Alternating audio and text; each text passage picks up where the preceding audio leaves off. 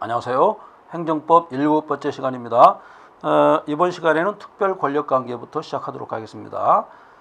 우리가 그동안 배웠던 것은 일반적인 권력관계입니다. 그런데 이번에 배우는 것은 특별한 권력관계죠. 말 그대로 특별한 부분에 대해서는 일반적인 행정 행위라든가 행정 어떤 원칙이 통하지 않는다는 얘기입니다. 자, 이런 특별 권력관계는요, 정치적인 산물이라고 볼 수가 있어요. 그래서 군주와 국민의 타협점에서 나왔다, 이렇게 볼 수가 있습니다. 이 얘기는 뭐냐면 여러분들 그 중세에서 근대로 넘어오면서 군주주권 사상이 국민주권 사상으로 바뀌게 돼 있죠. 이러면서 뭡니까? 국민주권 사상으로 인해서 어떤 봉기가 많이 일어나죠. 이런 봉기가 일어났을 때 군주가 가지고 있던 권한을 국민들이 대부분 다 뺏어가 버립니다. 그런데 마지막으로 못 뺏어간 게 있는데 바로 이게 특별 권력 관계에 해당하는 명령권이랄지 징계권 이런 거예요. 그런데 문제가 뭐냐면 이 군주한테 국민주권 사상이 먹혀 들어갔던 나라가 있고 그렇지 않은 국가가 있었는데, 이 프랑스 같은 경우 있죠. 프랑스 같은 경우는 군주가 국민한테 졌죠. 완벽하게 지기 때문에 이런 데서는 특별 권력 관계라는 말이 나오질 않습니다. 근데 이제 문제가 독일입니다. 독일은 국민주권 사상이 뿌리를 박지 못했어요. 즉 뭐냐면 국민이 군주를 완벽하게 제압하지 못했습니다. 또 이것은 뭐냐면 군주가 오히려 역공을 해가지고 국민이 당하는 이런 형국이에요. 그러다 보니까 특별 권력 관계를 인정을 했다, 이런 얘기죠. 다 뺏지 못하고 특별 권력 관계는 남겨두었다는 겁니다. 즉 프랑스에서는 이런 의미가 없었죠. 독일에서는 의미가 있었습니다. 근데 문제가 또 발생했네요. 20세기 오면서 말이죠. 어떤 사건이 발생했냐면 독일의 재소자 사건이 발생했습니다. 재소자라는 게 뭡니까? 수용자예요. 수용자의 권리를 침해해서는 안 된다는 판례가 나왔습니다. 자, 수용자랄지 군인이랄지 이런 사람들, 공무원 이런 사람들은 뭡니까? 실질적으로 컨트롤하는 사람이 국왕 또는 대통령 이런 사람이지 않습니까? 그렇기 때문에 이런 사람들에 대해서 사실은 사법적인 판단은 어려웠던 거예요. 일단 군주가 알아서 하는 일이지 국민이랄지 아니면은 무슨 법원 이런 데서 컨트롤 못 합니다. 그런데 재소자 판결에서 문제가 발생했어요. 어떤 문제가 발생했느냐? 여러분들 책 96페이지입니다. 교도소에서 말이죠. 어떤 법적 근거 없이 교도소에 사용하는 어떤 물건을 압류한 사건이에요. 수용자가 가지고 있던 물건을 압류했다. 수용자가 볼 때는 얼마나 기분이 안 좋겠습니까? 또 전체적으로 봤을 때는 기본권이 침해받았다는 얘기죠. 이런 사건에 대해서 법원에서 철퇴를 내린 것입니다. 그래서 이 뒤부터는 독일에서도 말이죠. 특별 권력 관계 이론을 좀 뭐랄까요? 좀 조심스럽게 지금 접근하고 있다, 이렇게 볼 수가 있습니다. 특별 권력 관계를 가장 대표적으로 강조했던 사람이 오토마이어인데, 이 사람은 국가 법인격 불침투설 이런 설을 내세웠어요. 자, 이걸 좀 이해해야 되는데 무슨 얘기냐면은 이런 얘기예요. 국가가 있는데 국가 기관인 예를 들어 국회가 있다고 쳐요. 이 법이라는 게 있는데 법은 말이죠. 상호간에는 서로 이렇게 침투할 수가 있다는 얘기입니다. 국가 기관 간은 서로 법에 의해서 적용을 받고 법에 의해서 판단을 받아요. 그러나 이 내부적인 상황이 있죠. 이 내부적인 상황에 대해서는 이 법이 침투할 수가 없다는 것입니다. 이것이 바로 국가 법인격 불침투설입니다. 민법에도 이런 말이 있죠. 법은 가정으로 들어올 수 없다, 이런 말이 있죠. 가정 내부적인 것은 가정 내부에서 해결해야지 바깥에서 자꾸 해결하려면 안 된다는 얘기죠. 어떤 부부가 있는데 겉에서 볼 때는 뭐 누구 잘못인지 알 수가 없잖아요. 그런데 제3자가 자꾸 개입하면은 사고는 더 커지죠. 사건은 더 커진다. 그렇기 때문에 침투하지 말아야 된다, 이런 것과 거의 유사한 그런 논리가 되겠습니다. 자, 여기까지는 뭐 시험에 거의 출제가 안 되는 부분이었어요. 드디어 이제 시험에 출제될 부분이 나오죠. 97페이지에 과거에 내려왔던 특별 권력 관계 이론을 뒤집는 사건이 발생했습니다. 대표적인 사람이 바로 울레란 사람이에요. 시험에도 가끔 출제됩니다. 울레가 특별 권력 관계를 수정해야 된다 이렇게 강조했습니다. 자, 97페이지 5번을 보세요. 양가로 울레 수정설.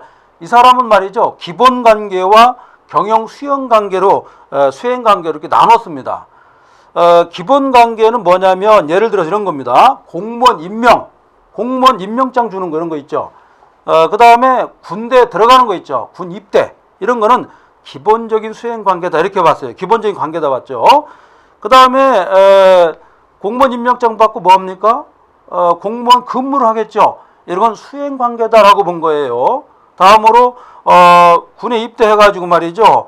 군 복무를 하고 있는 거 있죠. 이런 건 뭡니까? 이것은 수행을 하고 있는 거죠. 경영 수행 관계다 이렇게 본 겁니다. 이 울레는 말이죠. 어떻게 판단했느냐?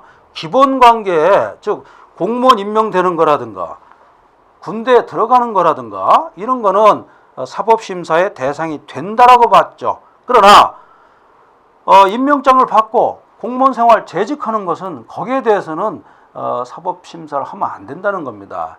즉 거의 비슷한 내용 아니겠습니까? 법이 침투하면 안 된다 이런 얘기고 그 다음에 군복무 생활하는 것도 법이 타치하면 안 된다 이런 얘기예요. 그렇게 본 것이 바로 울레 수정설입니다. 거기 별표 3개 주세요. 울레가 주장한 것은 차후에 또 조금 바뀝니다. 그래서 물론 사람 마음이 계속 바뀌겠습니다만 요 정도 선에서 끝내는 게 좋겠습니다. 더 바뀐 내용 또 있습니다. 그러나 그 부분은 시험에 잘 출제 안 되니까요. 자, 그 다음에 5번 판례를 보세요. 사립학교 교직원 직무에 근무에 관한 어떤 징계가 있는데 자, 이런 징계는 말이죠. 행정소송으로 갈 것이 아니라 민사소송으로 가야 된다는 것이 판례의 태도입니다. 그 다음에 두 번째 2번입니다. 사립학교 교원 징계심사위원회에서 어떤 회의의 결과가 나왔다 이런 얘기죠. 이때는 행정소송으로 하라 이런 얘기입니다. 가령 뭐 재임용 탈락이랄지 이런 거 있지 않습니까? 이거는 행정소송으로 가라 이런 얘기가 되겠습니다. 알아주시기 바랍니다. 자, 그래서 이제 98페이지 보면은 특별 권력 관계와 일반 권력 관계를 비교한 게 있습니다. 거기 별표 2개 치세요. 특별 권력 관계는 특별 권력을 기초로 한다 이런 얘기입니다. 두 번째 일반 권력 관계는 일반 통치권을 기초로 한다. 자, 이게 무슨 얘기입니까? 통치 행위와 또 관련이 있어요. 특별 권력 관계는 통치 행위와 관련이 있는 것이 아니고 일반 권력 관계와 일반 통치권, 통치 행위와 관련이 있다는 얘기입니다. 자, 그 다음에 규율 범위. 특별 권력 관계는 특별한 권력 관계에 있는 사람만 해당합니다. 예를 들어서 뭐 소방대원이랄지 그 다음에 군인이랄지 그 다음에 수용자랄지 공무원 이런 사람들은 특별한 신분을 갖고 있죠.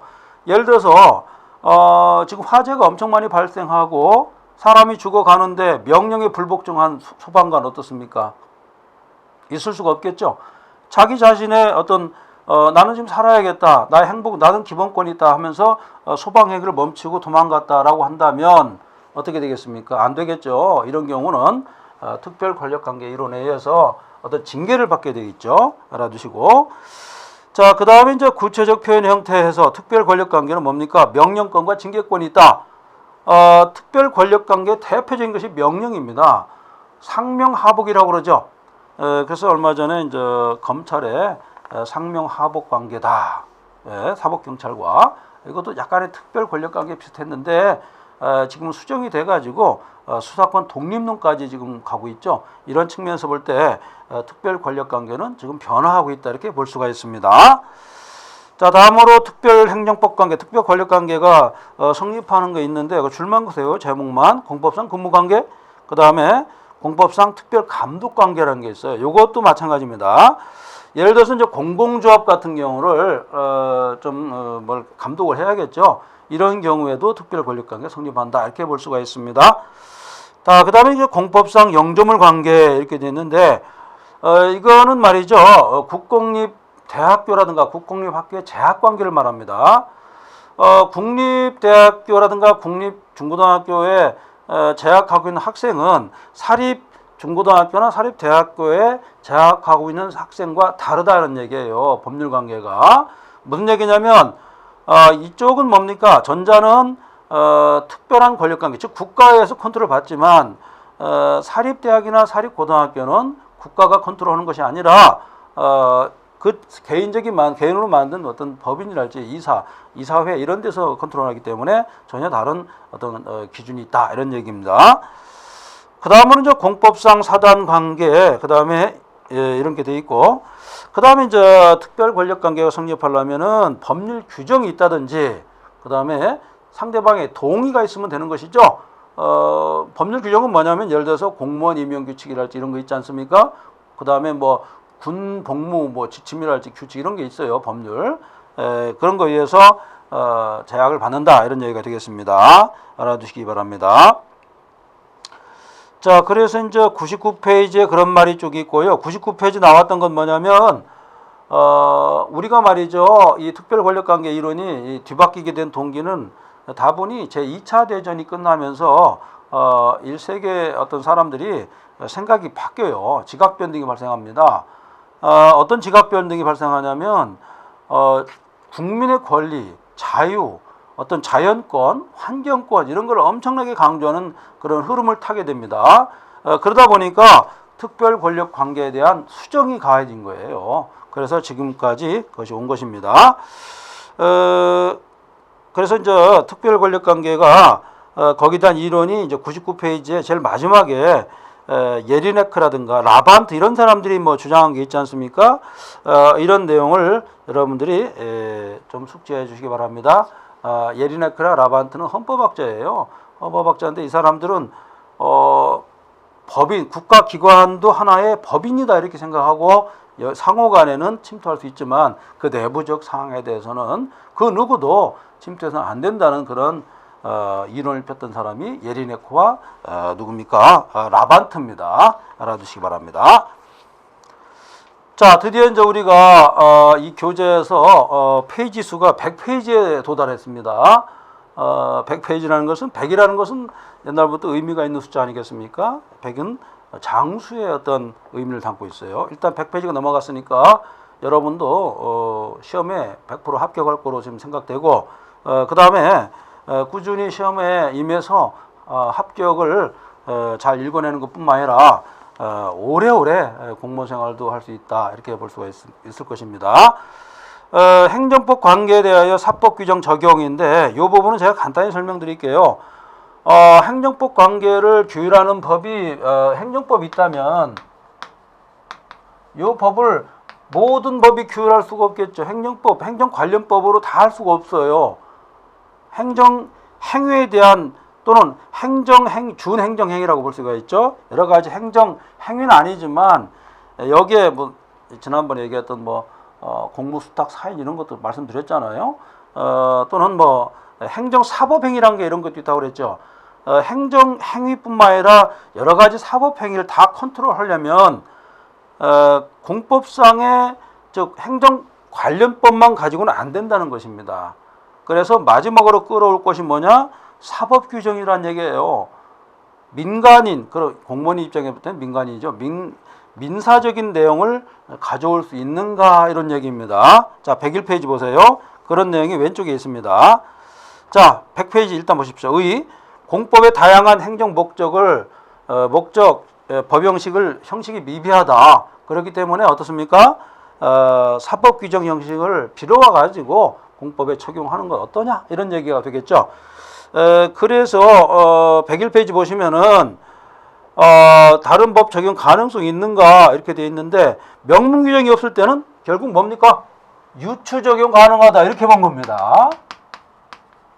사실 유추 적용하게 되면은 어떤 법정주의 여기서는 법치행정의 원리죠. 법치행정의 원리에 위반할 수가 있습니다. 그러나 행정도 역시 탄력적이고 재량성이 크기 때문에 유추 적용이 가능하다는 것이 지금 다수설과 판례 태도다 이렇게 볼 수가 있습니다.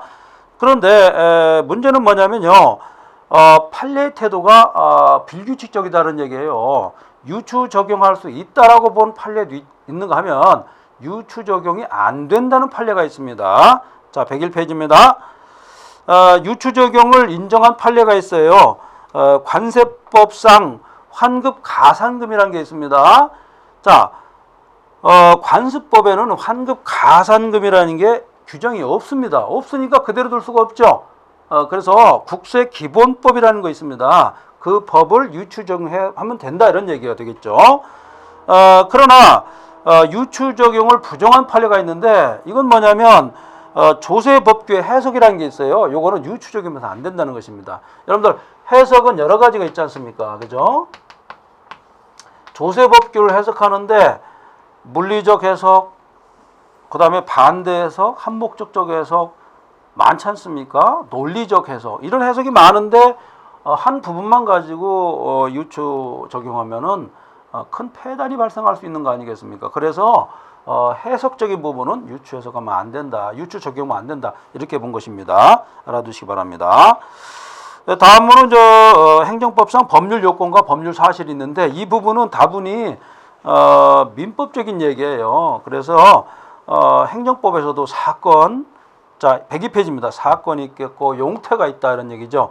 사건은 사람의 어떤 정신적 정신적 작용을 구성 욕구로 하지 않는 것을 사건이라고 그러죠. 갑자기 돌이 떨어졌다, 돌이 무너졌다, 이건 사건이 되겠죠. 그러나 사람의 정신작용이 투입된 것이 있어요. 이걸 용태라고 합니다. 용태. 예를 들어서 내가 점심 때 배고파서 밥을 먹었다? 생각이 투입됐죠. 이건 생각이 투입됐는데 지나가는데 말이죠. 갑자기 가로수가 뚝 부서 넘어졌다. 이런 것은 사건으로 볼 수가 있죠. 사건입니다. 민법상에서는 이런 것도 사건으로 보고 있어요. 예를 들어서 사망, 사건으로 보고 있죠. 그죠? 자, 우리가 지금 민법과 행정법, 공법이 지금 믹서가 되고 있는 그런 부분이 바로 이 부분인데 시험에는 출제되지 않고 있습니다. 걱정하지 마시고요. 그 다음에 시간의 경과, 취득시효 이런 게 있는데 취득시효가 인정되는가 안 되는가 이것도 역시 부동산학개론이라든가 민법 이쪽에서 나오는 부분이에요. 그래서 자 취득시효 안 되는 게 있는데요. 102페이지 안 되는 거 무단점유자 이런 게 있죠. 무단으로 하면은 아무리 오래 가지고 있어도 취득할 수가 없다 이런 얘기죠. 처음부터 불법이면 안 된다는 얘기예요. 다음으로 103페이지입니다. 8번 보세요. 공용 기능상실 토지라는 게 있어요. 요거는 취득시효의 대상이 되지 않습니다. 무슨 얘기냐면요. 공용으로 사용하는 기능을 잃어버린 토지가 있다는 겁니다.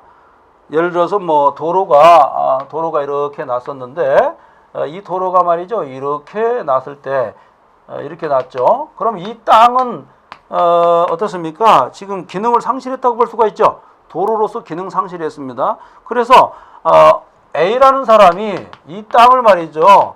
점유했다는 얘기예요. 그래서 20년간 평원 무과실하게 점유해서 자기 땅이라고 주장할 수 있는가? 없다는 것입니다. 자, 이런 게 판례의 태도고. 자, 그 다음에 잡종재산이 있습니다. 국유 잡종재산 같은 경우는 어떻습니까? 취득수요의 대상이 될 수가 있다고 그랬죠. 여러분들 행정재산이라는 게 있다고 그랬죠. 행정재산에는 보존해야 되는 재산과 그 다음에 불필요한 잡종재산이 있다고 그랬지 않습니까? 이 잡종재산은 사실 필요가 없는 거죠. 효용가치가 떨어지기 때문에 이 잡종재산을 임대해가지고 국가에서 수익을 올린다든지 매각을 해서 국가에 어떤 환수시킨다든지 이런 행위를 함으로써 국가의 발전에 도움이 된다 이렇게 봤는데 이 잡종재산 자체는 평원 무과실하게 20년간 점유하고 있으면 자기 것이 될 수가 있다 이런 판결이 되겠죠. 알아두시기 바랍니다. 그 다음에 이제 소멸시효와 이제 제척기간이 나와 있는데 이 부분도 우리가 좀 눈여겨봐야 됩니다. 이건 사실 민법에서 나온 얘기인데 행정법에서도 중요합니다. 자, 일단 의미 좀 보겠습니다. 소멸시효, 당사자의 일정 기간 계속의 사실상 관계를 인정한 것이다 이렇게 되어 있어요. 일정한 기간에 당사자가 서로 아, 저 사람이 평온하게 가지고 있구나. 이런 걸 인정하는 것이 바로 소멸시효 기간임에 반해서 제척기간은 뭐냐? 제척기간은 특정한 권리에 대해서 법률이 정하고 있는 존속기간을 말합니다. 자, 예를 들어서 이 건물은 3년간 법적으로 A에게 귀속시킨다. 예를 들어서 그런 법률 규정이 있다라고 한다면 3년이란 법률 존속기간이 바로 제척기간이 되겠죠.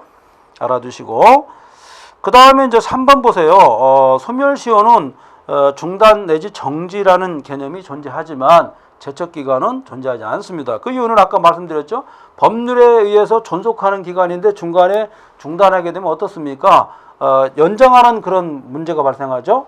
그래서 연장도 안 되고 단축도 안 된다. 이렇게 보시면 되겠습니다. 자, 그 다음에 이제 소멸시효 기간 개관 한번 살펴보시고 공무원직위권은 2년이다. 이렇게 알아두시면 되겠습니다. 자, 104페이지 보세요.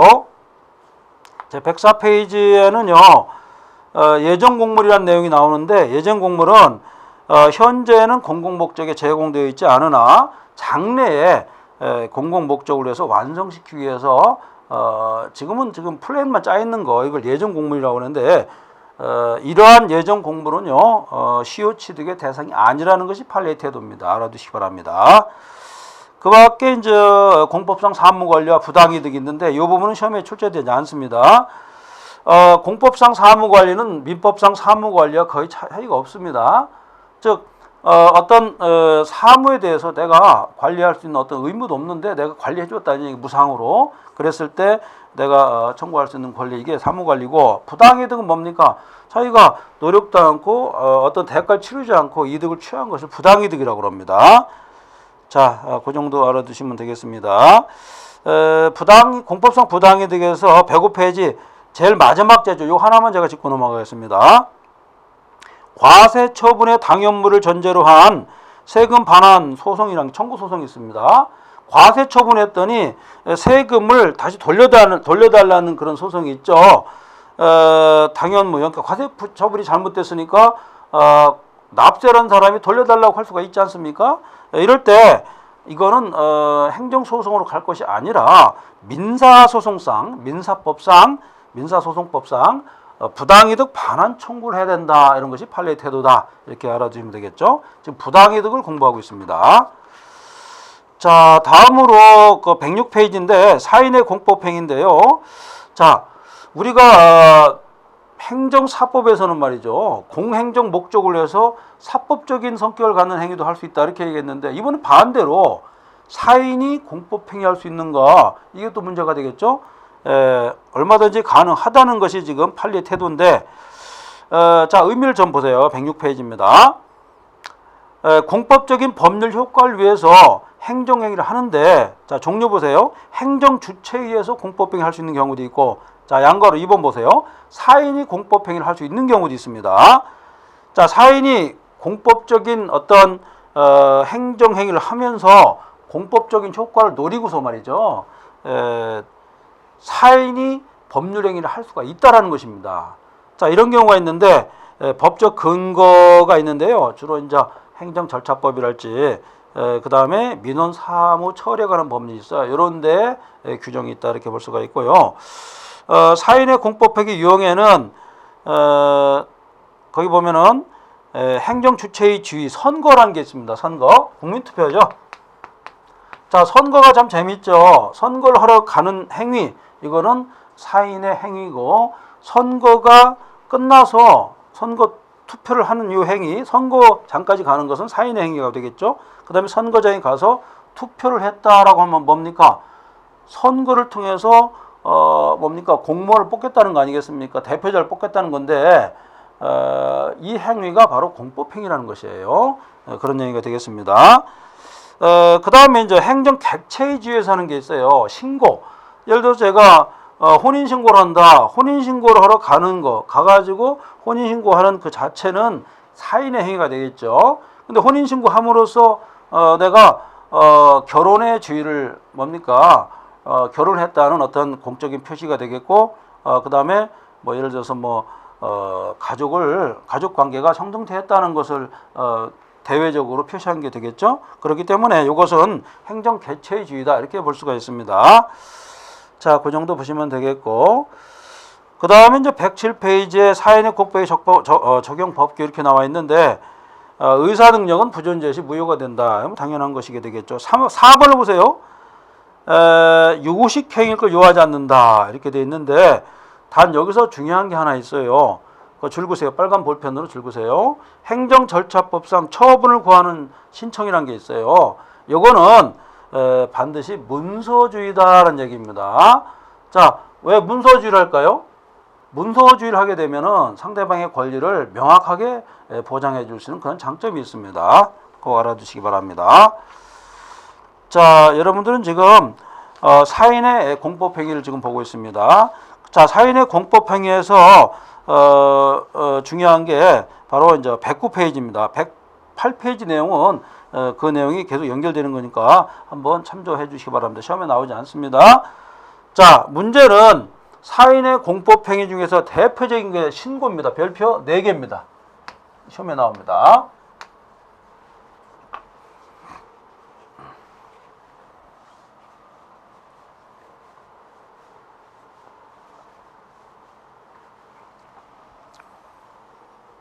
자, 사인의 공법행위 중에서 신고 부분인데, 이 신고는 뭐냐면, 일단 의의를 보세요. 사인이 말이죠. 공법적인 효과를 발생할 목적을 위해서 행정 주체에 대해서 일정한 사실을 고지하는 거, 알리는 거 아니겠습니까? 알리는 사실 자체는 사인의 행위란 말이에요. 그런데, 공법적인 효과가 발생한다는 측면에서 볼 때는 공법행위란 말이에요. 그 중에 대표적인 것이 바로 신고가 되겠습니다. 근데 신고에는 두 가지로 나눌 수가 있다는 것입니다. 첫 번째, 수리 여부 기준이 있어요. 여기에 보면은 자체 완성적 신고 또는 자기 완결적 신고라고 합니다.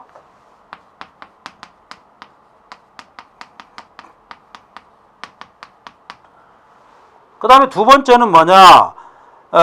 수리를 필요로 하는 신고가 있죠. 그래서 수리를 필요로 하는 신고, 여기서는 뭐라고 되어 있냐면 행정요건적 신고라고 그러죠. 이게 둘로 나눌 수가 있는데 결론만 제가 말씀드리겠습니다. 자기 완결적 신고는 말이죠, 수리 행위가 필요 없다는 겁니다. 그러나 행정요건적 신고는 수리가 필요하다는 거예요. 수리의 절차를 반드시 밟아야 된다는 겁니다. 그래가지고 수리를 밟는가 안 밟는가에 따라서 이 판례의 태도가 좀 나누는데, 자, 행위 요건적 신고인가 아니면은 자기 완결적 신고인가, 이 부분이 시험에 출제되겠습니다. 자, 여러분들 이렇게 별표 4개 친 거 좀 많이 나올 거예요. 여기에다 포인트를 두면은 행정법은 만점을 맞을 수가 있습니다. 여러분 뭐 실무 뭡니까? 시험을 실질적으로 쳐보면 알겠지만 행정법 문제는 판례 내용이 90%예요. 8, 90% 차지하고 그 중에서 나오는 부분이 또 있다고 그랬죠. 그 부분이 바로 이 부분입니다. 자, 109페이지 보겠습니다. 2-2 이렇게 쓴 거 있어요. 이거 중요합니다. 자, 거기 보면은 자체 완성적 신고라 해죠. 본래적 신고입니다. 거기 보면은 체육시설 업 신고, 체육시설 업 신고 같은 경우는 그냥 신고만 하면 된다는 겁니다. 수리까지 필요 없어요. 그 다음에 건축 신고, 그 다음에 담장 축조 신고 이런 거 있죠. 이런 거는 신고만 충분하다는 얘기입니다. 자, 그 다음에 12번 보면 국적을 이탈 신고 있죠. 여러분들 국적법에 보면은 23세까지는 이중국적을 할 수도 있습니다. 23세 넘어가면은 이중국적 할 수가 없죠. 자, 그런 얘기가 나와 있습니다. 알아두시고. 그 다음에 이제 110페이지 보세요. 행위 요건적 신고가 있습니다. 수리를 요하는 게 있어요. 기관에서, 행정청에서 말이죠. 신고를 했으면 수리를 요하는 게 있어요. 반드시 수리하게 되어 있는 행위를 해야 됩니다. 이거 받아가지고 자체가 완성되는 거 아니라 수리까지 해가지고 도장까지 받아야 되는 신고가 있어요. 요거를 행위 요건적 신고다 이렇게 얘기합니다. 시험에는 요 내용이 나오겠습니다. 110페이지 행정청의 건축 신고, 자, 진짜 시험에 나오는 건 이겁니다. 행정청의 수리 거부 행위. 수리 거부 행위는 뭡니까? 행위 요건적 신고다. 이렇게 볼 수가 있습니다. 꼭 알아두시고. 그 다음에 2번 보세요. 골프장 설치 신고 반려 행위가 있습니다. 자, 여기 특징이 뭡니까? 이런 거 있죠. 거부한다든지 반려한다든지 같은 뜻이죠. 거부라든가 반려하는 것은 행위 요건적 행정행위 신고다. 이렇게 보면 되겠죠. 우리 저기 공무원 시험에서는 이 정도 수준까지 지금 시험 출제되고 있습니다. 만약에 이 내용의 원리까지는 나오지 않습니다. 즉 행정의 원리까지 물어보면은 여러분들 고득점 맞기 어렵고 그것은 뭐 대법관 판사이런가 아니면 학자들이 좀 할 일이지 여러분들이 거기까지 할 필요는 없습니다. 여러분들은 행정을 집행하는 행정 공무원이 될 사람들이에요. 그래서 이미 나와 있는 판례랄지 그다음에 이론을 잘 적용하는 그 정도만 하시면 충분하고 그 외적인 것은 무슨 뭐 법학자랄지 아니면 뭐 판사랄지 이런 분들이 하는 일이죠. 자, 그다음에 5번 보세요. 지휘승계 신고. 아까도 말씀드렸다시피 무슨 석유 사업 같은 거 지휘 승계한다고 했죠. 석유 사업을 지휘 승계할 때는 하자까지 승계할 수 있다 이렇게 말씀드렸잖아요. 그런 얘기가 되겠습니다. 그 다음에 어업 신고. 어업 신고도 마찬가지입니다. 행위 요건적 신고로 볼 수가 있어요. 그래서 수리까지 해야 됩니다. 여러분들 이 바다도 말이죠. 어업 활동할 때 반드시 입출항 신고를 하게 되어 있습니다. 심지어는 몇 명이 승선했는가부터 해야겠죠. 근데 뭐 애석하게도 이번에 사고도 많이 발생했는데 다 여기서 발생한다 이렇게 볼 수가 있고요. 그 다음에 8번 보세요. 토지거래 신고 있습니다. 토지거래 신고도 행위 요건적 신고입니다. 과거에 이제 토지거래 허가제가 처음 나왔을 때는 이 부분이 엄청 많이 시험 출제됐다 이렇게 볼 수가 있고요. 그 다음에 10번 납골 탑 설치 신고 있습니다. 이것도 행위 요건적 신고다 이렇게 볼 수가 있습니다. 자, 우리가 지금 공부하는 것은 자기 완결적 신고냐 행위 요건적 신고냐 이건데 반드시 시험에 출제된다고 제가 말씀드렸죠. 별게 아닌 것 같지만 일반 사인이 공법행위로 나가기 때문에 효과는 공법적 효과가 발생하기 때문에 매우 특이하지 않습니까? 그래서 시험에 출제됩니다. 자, 그러면 그때 111페이지 보면요. 그러면은 신고를 수리한다는 의미가 무엇인가에 쭉 나와 있죠. 그래서 이 뭡니까? 자기 완결적 공법 행위와 행위 요건적 공법 행위가 다르다 이렇게 그 설명이 쭉 나와 있습니다. 그래서 거기서 이제 중요한 거 뭐냐면요. 행위 요건적 공법 행위에서 신고 필증 교부라는 게 있습니다.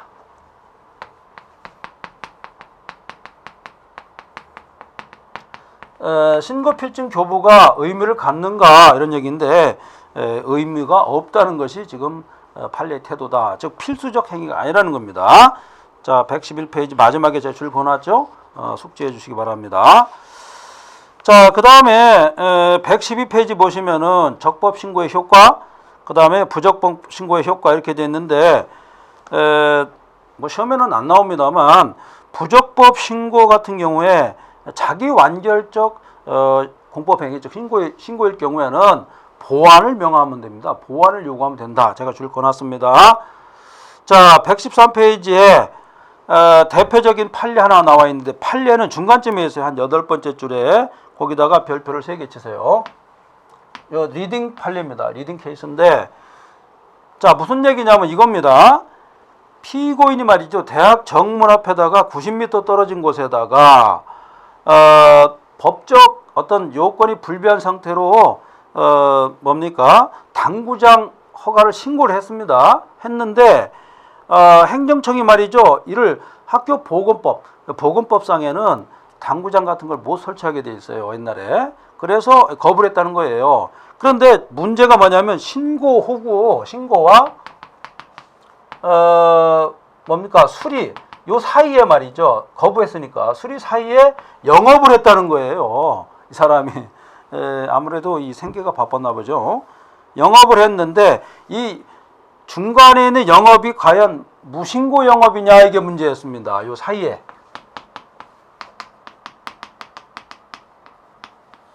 우리 대법원에서는요. 생계를 유지하고자 하는 당구장 이 주인이 있지 않습니까? 이 주인의 손을 들어줬습니다. 즉 무신고 영업은 아니라고 봤습니다. 꼭 알아주시기 바랍니다.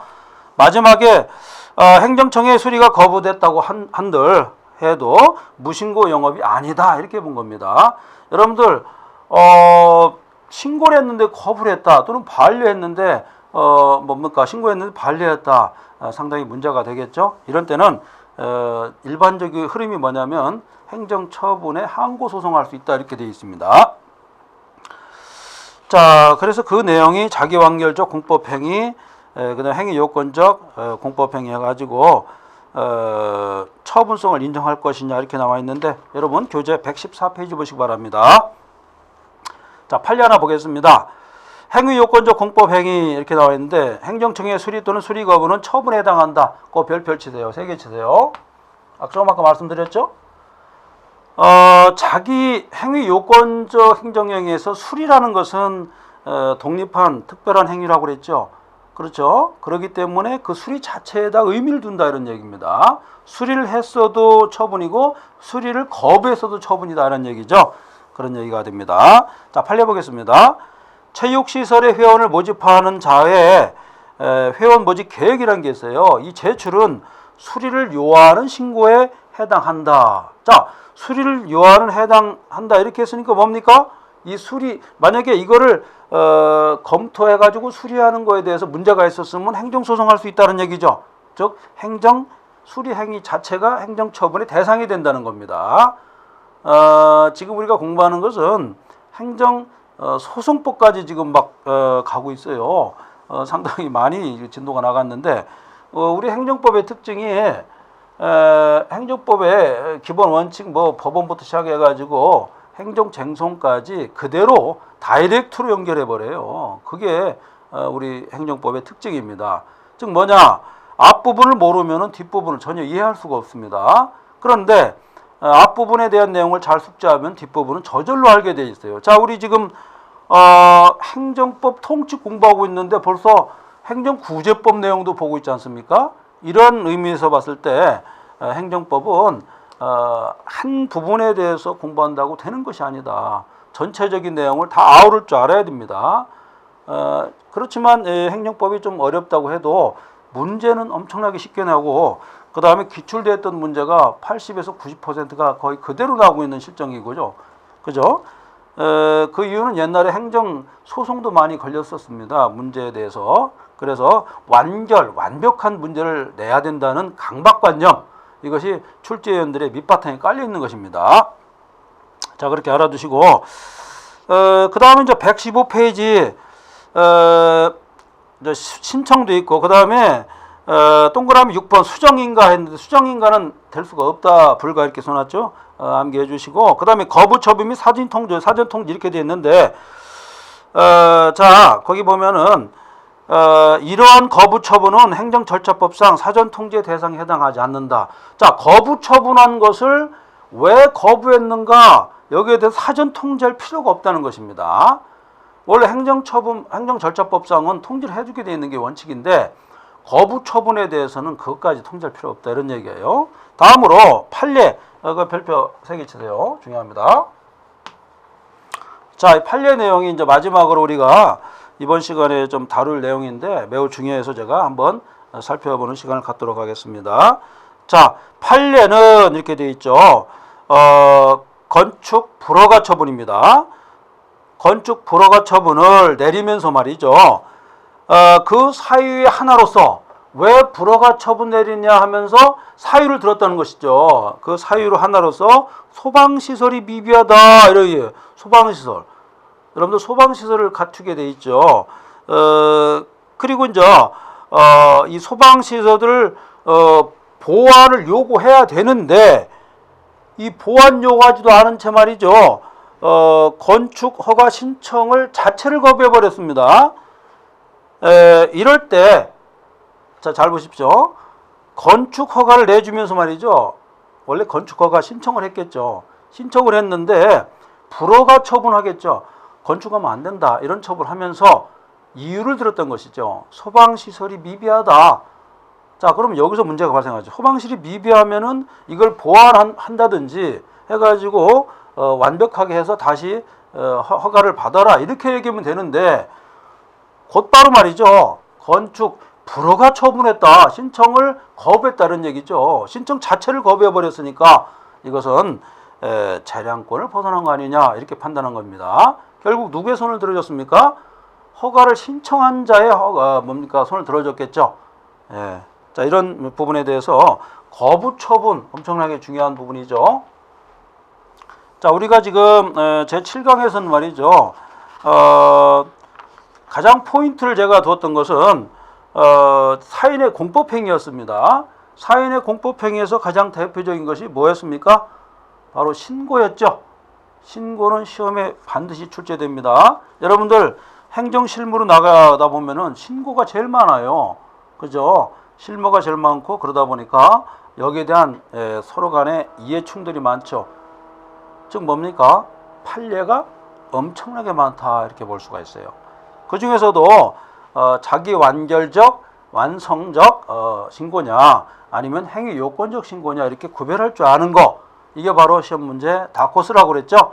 그래서 제가 이 종류를 나누는 거 암기를 하라고 그랬어요. 암기는 여러분들 자신의 뭡니까 특성에 맞춰 가지고 암기하는 요령을 터득하기 바랍니다. 그리고 이제 마지막으로 제가 강조했던 거 뭐냐면 거부 처분이 문제죠. 자, 115페이지. 거부 처분했을 때 여기에 대해서 행정소송을 제기할 수 있는가? 거부 처분이 뭡니까? 거부도 수리 거부도 처분에 해당하는가? 또는 반려행위도 처분에 해당하는가? 이런 거 아니겠습니까? 그래서 케이스를 제가 들어줬죠. 건축 불허가 처분을 내렸는데 뭡니까? 어떤 보완 사항을 요구한 것이 아니라 그대로 불허가 처분, 불허가를 했을 때, 거부를 했을 때 이런 경우에 문제가 있다. 즉 재량권을 넘어간 그러한 불법적인 것이 있다 해가지고 다시 판례가 뭡니까? 행정청에 대해서 어떤 사례를 남긴 그런 사건이었습니다. 자, 우리가 이제 계속 공부하는 것은 행정법 통칙에서 어느 부분이냐면요. 제일 마지막 부분이 되겠습니다. 자, 이 마지막 부분이 넘어가게 되면은 자, 우리가 이제 사인이 공법행위도 하고 공무수탁 공부했죠. 다음에 우리가 공부할 것은 행정행위, 행정행위라는 행정작용이죠. 작용이 무엇인가를 우리가 공부하게 됩니다. 자, 우리가 지금 100페이지가 넘어갔는데요. 일단 100페이지가 넘어가서 지금 파트별로 해서 1단원이 끝났습니다.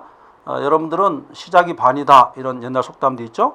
그래서 반을 다 한 거다 이렇게 볼 수가 있고 그리고 옛날 또 속담도 재차 말씀드리자면 잘 참고 인내하는 사람은 50% 성공한 것이다 이런 말이 있습니다. 여러분들 시작 반 했으니까 50% 성공했죠. 그 다음에 인내심 있게 밀어붙이면은 50% 성공했죠. 합쳐서 뭡니까? 100% 성공한 것입니다. 자, 제가 항상 우리 수험생분들한테 강조하는 것이 뭐냐면 꾸준히 그리고 자신감 있게 항상 노력하고 특히 아침 공부를 할지 그 다음에 집중하는 노력을 항상 해주기를 제가 항상 부탁드리고 있죠. 아무쪼록 여러분들 저와 함께 행정법을 완벽하게 정복하는 날까지 최선을 다해 주시기 바랍니다. 자, 오늘 수업 감사합니다.